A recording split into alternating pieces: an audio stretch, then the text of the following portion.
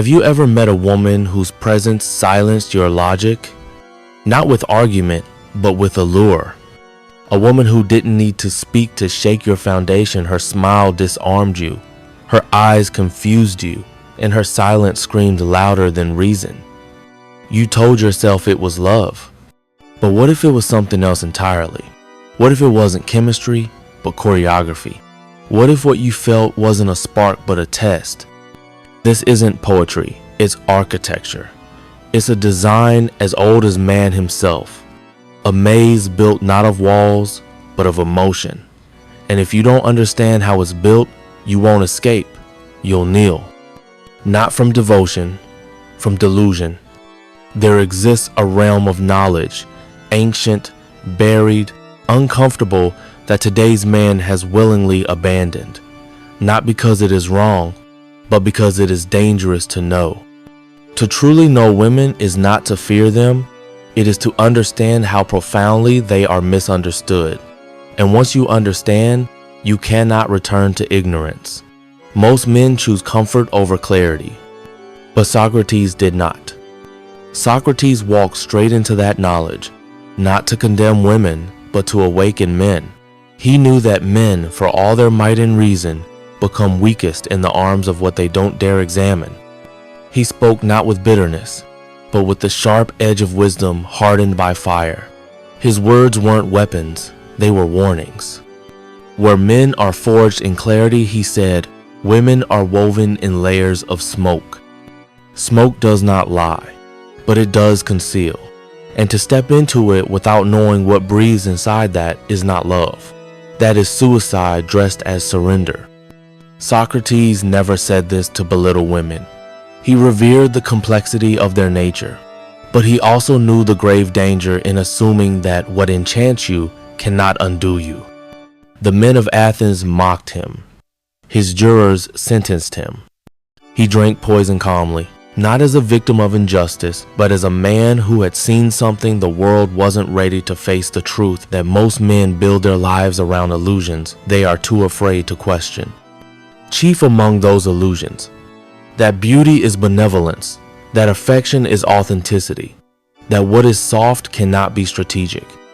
Have you ever been with a woman who made you question your sanity, who praised you in public but pierced you in private, who withdrew not because she was angry, but because she wanted to see if you'd chase? Socrates spoke of such truths. He taught in questions, not commands, because the answers must come from within. So ask yourself, why does her affection vanish when you stop performing? Why is her silence louder than her words? Why do you feel more lost beside her than you ever felt alone? If you don't ask, you won't see. And if you don't see, you won't lead. You'll follow. Not because she's your guide, but because you've abandoned your path. In the Republic, Socrates defined the just soul, ruled by reason, balanced, free of the tyranny of impulse. But what happens to a man who builds his life around a woman he does not understand? He is not building a life. He is building a shrine to confusion, mistaking emotional highs for spiritual truths. And this is where modern man dies a slow, poetic death. Not by war, but by misunderstanding. He spoke too of the tyrant soul, a soul governed by desire, constantly thirsty, forever restless. Gentlemen, how many men today walk around in suits and confidence while secretly chained to the approval of women who do not love them, only test them? And let's be honest, how many of us have built our empires not to leave a legacy, but to impress a woman who would abandon us the moment that empire crumbles? How many men have made their mission her mood?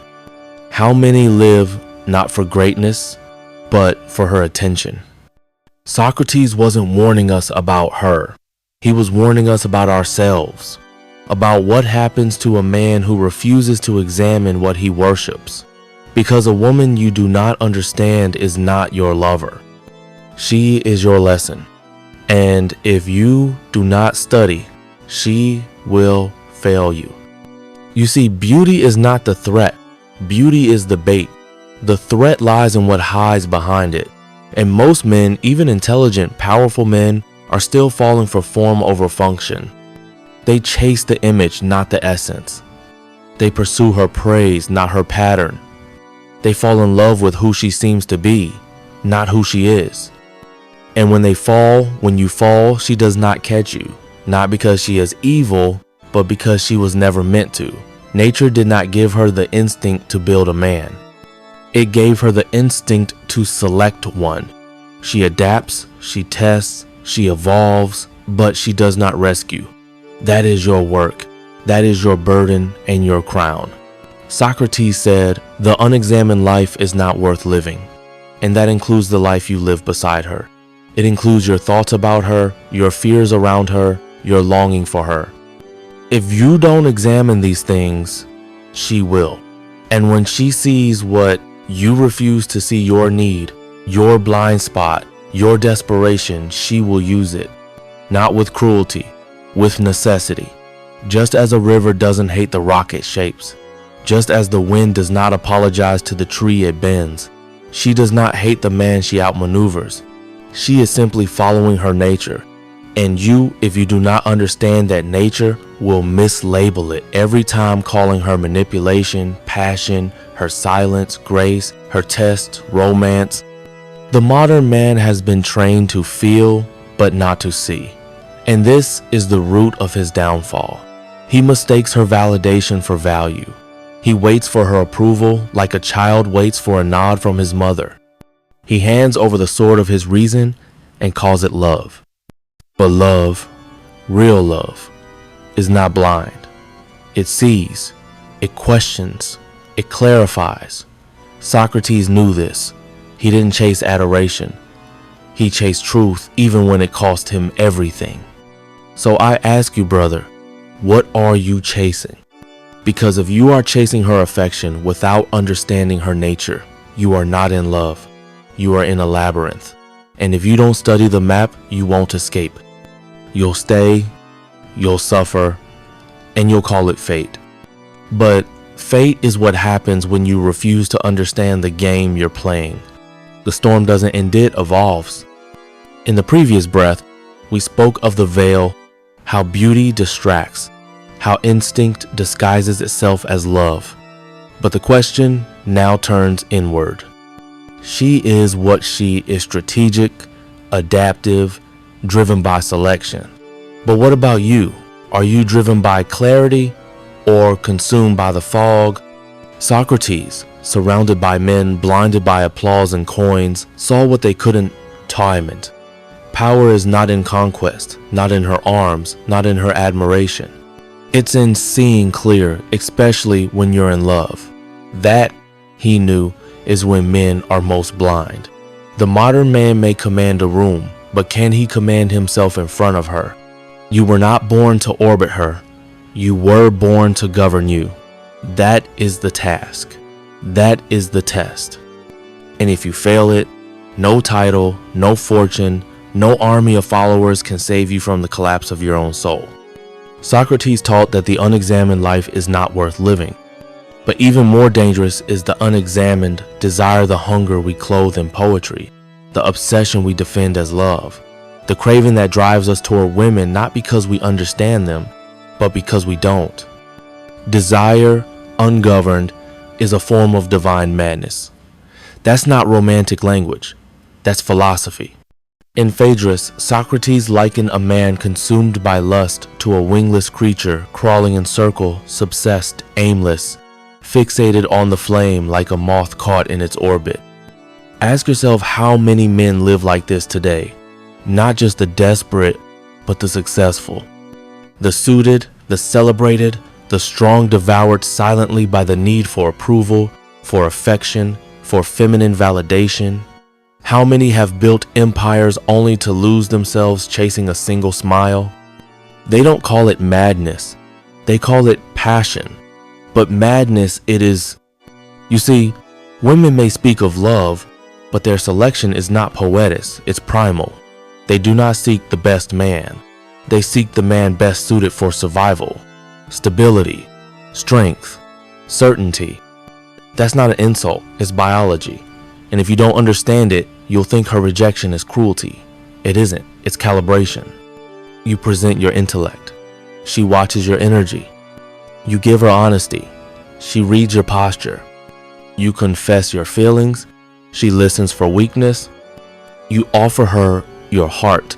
She measures your spine. This is not malice. This is nature. This is selection at its finest. She is not moved by your poetry. She is moved by your posture when the world crumbles. She is not seduced by your compliments. She is seduced by how little you need to be liked. That's the paradox. She desires strength but tests for submission. She rewards presence but punishes need. And you, unaware, think you're courting her, but in reality, you're being measured. And if she senses that your soul is for sale, she won't buy it, she'll bargain it down, you'll give more. She'll admire less. You'll bend, she'll test, you'll beg, she'll retreat. Not because she's cruel, but because you exposed your price. Socrates believed the soul had three parts: reason, spirit, and appetite. And the highest man is the one in whom reason rules. But in most men today, appetite leads. Sexual hunger, emotional hunger, social hunger, all disguised as love, but all just echoes of a deeper emptiness. That emptiness, she sees it, she doesn't punish it, she uses it. She doesn't hate the man who kneels, she simply forgets him. That's why some women will adore you when you're detached, but grow cold when you become available. Not because they're broken, but because nature has wired them to test, to push, to verify. And if they find weakness where there should be principle, they recoil, even if they don't know why. Socrates stood in the marketplace of Athens watching men chase shadows. Beauty over virtue, form over substance, laughter over truth. He asked questions they hated because he revealed that their love was not love, it was addiction to illusion. And what about today? Look around.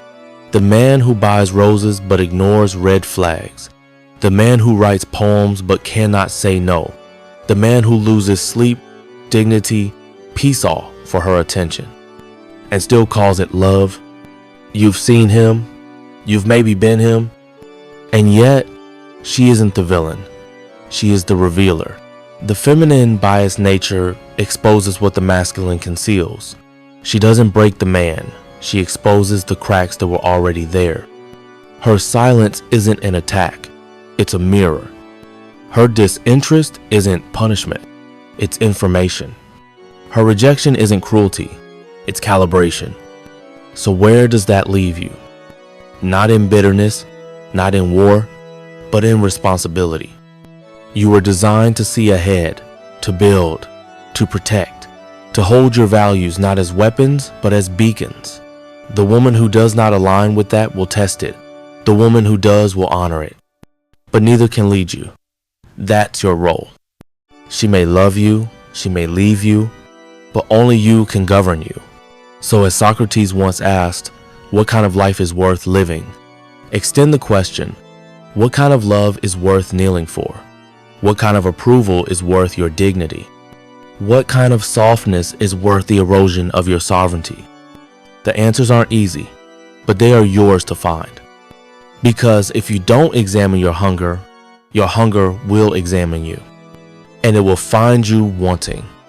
But if you do not master yourself, she will master you, not with cruelty, but with precision, with instinct. And that brings us to the most sobering truth of alone that Socrates whispered not with fear, but with fierce clarity. The war is not between you and her, the real battlefield lies within you. Socrates did not teach men to hate the world, nor to resent women. He taught them to question, to interrogate every force that moves the soul, not to fear confusion, but to illuminate it. So illuminate her not with suspicion, but with wisdom. She is not your anchor. She is the tide. Do you understand the difference? The tide cannot be held. It cannot be bargained with. It must be understood, studied, respected. You must become a philosopher not of books alone, but of your own impulses. Socrates warned not only in words, but in his way of life, that man's downfall does not come from the blade or the ballot box, it comes from within, from the unstudied desire, from the longing left unchecked, from the hunger we choose not to name. And no hunger haunts the masculine soul more than the need to possess what he does not understand, the mystery of the feminine. The tragedy is not that man desires her, it is that he doesn't know why. So he kneels not in reverence but in confusion. He calls it love, but it's dependency. He calls it romance, but it's self-erasure. He offers her the crown, hoping to be chosen. And when she walks away, he curses her, not realizing she was never meant to complete him. She was meant to challenge him, to reveal him, to reflect back the parts of himself he has yet to master. In Gorgias, Socrates dismantled the seductive illusion that pleasure equals virtue, that what feels good must be right. He stripped bare the lie that external validation, especially from women, could define your worth. And in doing so, he shattered one of the modern man's most dangerous assumptions, that her approval means you are enough. It does not. Her eyes are not your mirror. Her warmth is not your compass. Her attention is not your North Star. Yet, how many men live for that gaze? How many shape their values to fit her expectations? How many recite her favorite lines while forgetting their own creed? She doesn't call that strength, she calls that surrender. And she is not wrong. A woman cannot love what she does not respect, and she cannot respect what she can control. That's the hard truth.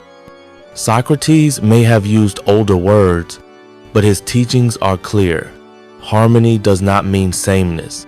It means each part fulfilling its nature. It means a man stands in his rollinat above, not below, but upright. A woman does not want to lead you. She wants to feel safe under your leadership. But when you abandon your direction to accommodate her mood, when you make her emotions your doctrine, her validation your gospel, you cease to be a man. You become a reflection, a satellite, something that orbits. She may tolerate you for a time, but not because she wants to, because it's convenient, and convenience never lasts. The world is filled with men who worshipped her and were surprised when she walked away. But love is not won through worship. It is won through sovereignty. In Meno, Socrates asked, "Can virtue be taught?" But beneath that question lies another. Do you even recognize virtue when you see it? Do you know what it looks like within yourself? Or have you mistaken devotion for discipline, lust for loyalty, compliance for connection? She does not want you broken. She does not want you needy.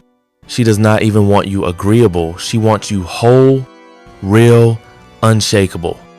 She wants to feel the edge of your integrity, not because you use it against her, but because you refuse to lose it for her.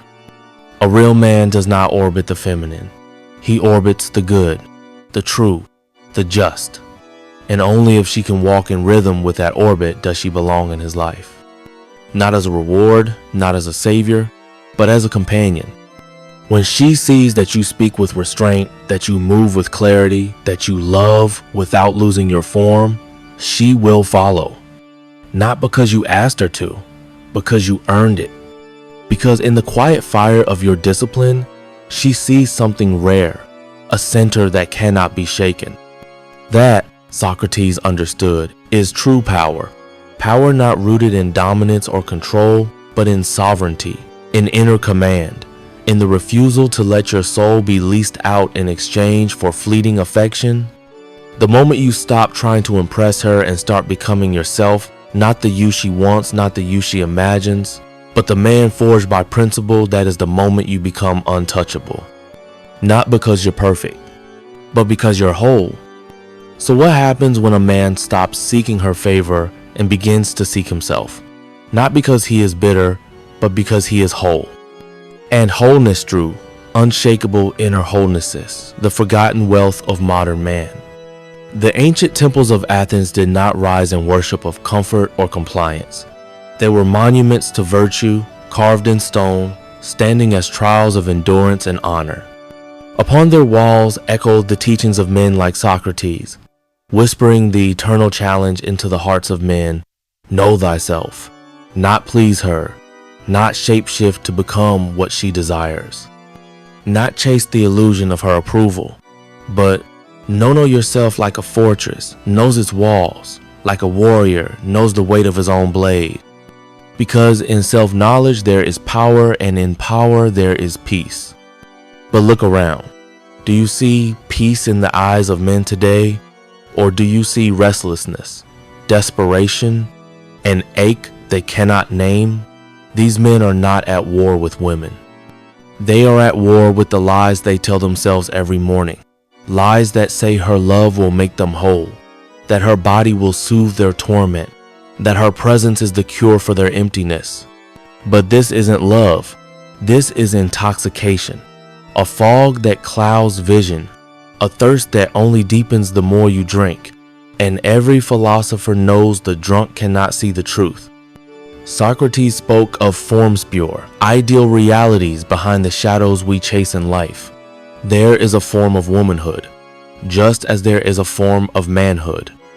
But while the wise man contemplates the form, the modern man chases only the shadow, the outline of hips, the perfume of seduction, the sparkle in her eyes, the choreography of affection. But he never stops to ask, what does this form serve?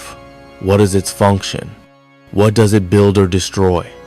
She is not evil. She is efficient. She is not cruel. She is calibrated. She is not confused. She is complex. Her biology is older than your fantasies. Her instincts are sharper than your dreams. She sees more in your silence than you see in her words. And when your thoughts are fogged by longing, when you abandon reason for romance, read your weakness like scripture. Socrates never needed to say this bluntly. It's written between the lines of every dialogue. You are either ruled by reason or you are ruled by desire. There is no neutral ground. The man who falls into her without direction does not become free. He becomes lost. He may smile, but he is drowning. And what is his fate? He blames her. He calls her treacherous. He cries of betrayal. But the truth is, he never trained for the current. He never questioned his appetite. He never mapped his own soul. But a man who has studied himself, who has interrogated his own instincts, the way Socrates questioned every assumption that man does not drown, he sails, and she sees it, she respects it, not because he is dominant, but because he is clear. In Symposium, Socrates tells the story of Diotima, a woman who teaches him that love is not an ending, but a ladder. A ladder that begins with the love of a single body, then ascends to the love of beauty itself, and from there to the love of wisdom, and finally to the divine. But how many men never climb? They stay on the first rung. They rot in the pit of pleasure. They confuse the firelight of passion with the eternal sun of truth. They waste their lives staring at her, instead of asking, what does this desire point me toward? But you, if you are listening, you must climb. She is not the summit. She is the signal. She is not the kingdom. She is the gate. She is not the fire. She is the wind. And you must be the sail. Your strength does not lie in overpowering her. It lies in transcending the need to be defined by her. Let her be a mystery. Let her dance on the edge of comprehension. Let her be as she eyes a paradox wrapped in instinct, but you be a man in the Socratic sense, measured, examined, upright. Do not be moved by flattery. Do not be shattered by rejection. Do not chase what is fading. The world does not need more romantics. It needs more philosophers. Men who can stare down desire without being owned by it. Men who can walk alone, not in bitterness, but in discipline. And from that solitude, something powerful is born. Dignity. Not the kind you post on social media, not the kind she compliments when you're useful, the kind that survives the silence, that stands when everyone else bows. That endures when no one is clapping, when no hand is held out to help you. That is where Socrates would have you build.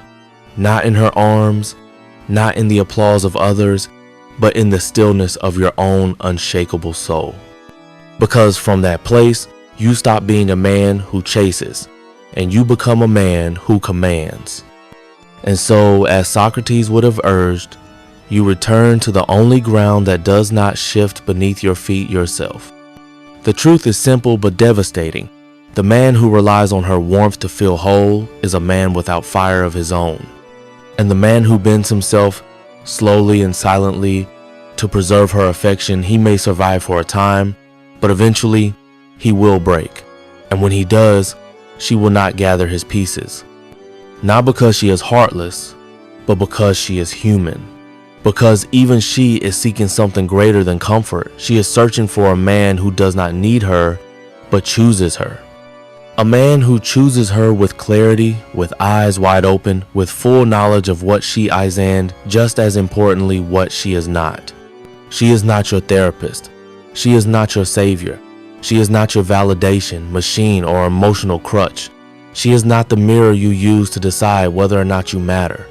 You want her to truly see you? Then stand where few men ever dare to stand, in solitude, in self-control, in unshaken presence, without begging to be noticed. Socrates once said, "The shortest and surest way to live with honor is to be in reality what we appear to be." So ask yourself, what do you appear to be? Strong, wise, desired, respected? Then ask the harder question, are you actually that man? Or are you just rehearsing the performance, hoping she doesn't look too closely? Don't chase her attention-build presence. Don't chase her body master your hunger. Don't chase her love live your truth, and let her respond to that. That is the examined life. Not just examining ideas, but examining your reactions, your motives, your posture, your impulses.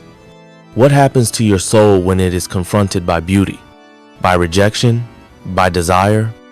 Because that moment when she tests you, when she pulls away, when she goes cold, that moment is sacred. It is the arena. That is where most men collapse. They fall to their knees, not in reverence, but in panic. They abandon their throne just to keep her gaze. But not you. You stand. You hold your ground. You choose reason over reactivity, because you understand now she is not your obstacle, she is your signal. And if her silence shatters you, it only revealed what was already broken inside. If her withdrawal derails your mission, then the weakness was already there, hiding beneath your charm. Do not resent her for being what nature made her. Study her, learn from her, respect her design, but do not surrender to it. She is the wind, unpredictable, free, wild. You are the mast, the frame, the anchor. You do not scream at the sky when the storm rolls in. You do not beg the breeze to blow your way. You adjust your sail. That is manhood, not control, not conquest, but calm orientation in the face of chaos. This is the secret no one will teach you. The truth your schools, your screens, your romantic scripts will hide under layers of convenience. But Socrates whispered it through every dialogue, every contradiction, every poisoned cup. Be unshaken. Because when you are unshaken, she will feel it. Not in fear, but in awe. And when a woman feels awe, she remembers something ancient, something real. She sees a man who cannot be moved, and her nature, her very instincts respond. She does not submit, she aligns. She does not fall, she flows. She does not worship you, she recognizes your gravity and orbits you not out of obedience, but selection. Not as a prize, but as a response to the unshakable man you have become. For women in their truest essence do not fall in love with men. They fall in love with alignment. They are drawn to rhythm, not promises. To heat not the flame that flickers and flatters, but the fire that endures. Socrates would not have begged for her loyalty. He would have embodied it, because he understood the hierarchy of nature. What is grounded governs what is fluid. The mountain does not chase the river. The river follows the path carved by strength. And so must you. You were not meant to chase the water with open hands. You were meant to build a channel and let it flow. The world will tell you otherwise. It will tell you to adapt to her moods, to soothe her anxiety, to bend again, to bend until the man in the mirror is no longer a man, but a ghost wearing a smile. But do not bend unless it is your will, because once you begin folding to earn her favor, you will do it again and again until you are no longer a man, but a memory of who you once aspired to be. There is no equilibrium where self-betrayal is the currency of affection. There is no intimacy without integrity. You want to know the kind of man a woman cannot leave? It is not the richest, not the most poetic, not even the most charming. It is the man who can walk away and still be whole. Because the moment she senses you cannot walk away, that your identity is tethered to her gaze, that your light flickers the moment she turns her face, she knows the truth. You are no longer fire at all. You are a candle in the wind, and no woman, no matter how loving, will anchor her future to a flame that cannot hold. But what happens when the fire in you isn't borrowed from her gaze, but forged in your own silence? That's where we pick up.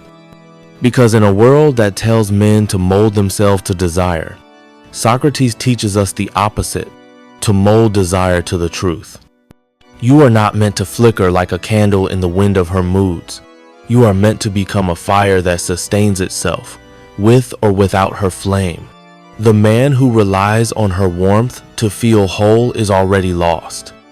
He will bend, compromise, and break not from betrayal, but from expecting her to be what she was never meant to be. And when he shatters, she will not gather the pieces, not because she is cruel, but because nature has not assigned her that role. She too is seeking something, not perfection, not poetry, but presence. A man who chooses her from a place of clarity, not dependency. A man who knows exactly what she is, and more importantly, what she is not. She is not your therapist. She is not your rescue. She is not the mirror through which you prove your worth. If you want her to see you, stand where most men fear to stand, in solitude, in restraint, in quiet strength, in the kind of invisible mastery that needs no validation. Socrates once said, "The shortest and surest way to live with honor is to be in reality what we would appear to be." And every man appears to want the same things: to be respected, admired, wanted, remembered. But how many are truly willing to embody that image in the dark when no one is watching? Do not chase her attention, anchor your presence. Do not chase her affection, master your desires. Do not chase her validation, offer your truth, and let her respond as she must. This is the examined life Socrates taught, not just in words, but in posture, not just in thoughts, but in discipline. It's not enough to know what the soul is. You must know what your soul does when faced with beauty, silence, rejection, and temptation. That moment when she pulls away, that's not abandonment. That's examination. That's the trial, the sacred arena where men either ascend or collapse. And what does collapse look like? It looks like the man who sacrifices his mission to hold on to her approval, who trades his edge for her attention, who betrays himself for the illusion of connection. But not you. You stand. You hold the line when others crumble. You respond with reason, not reaction. You lead, not from domination, but from direction. Because the true test isn't about her. It's about what her presence reveals in you. If her silence breaks you, the silence was already inside you. If her withdrawal unravels your focus, your mind was never centered to begin with. Do not resent her for being the mirror. Study her reflection, respect her design, but do not surrender to it. She is wind elusive, untamed, shifting with instinct and time.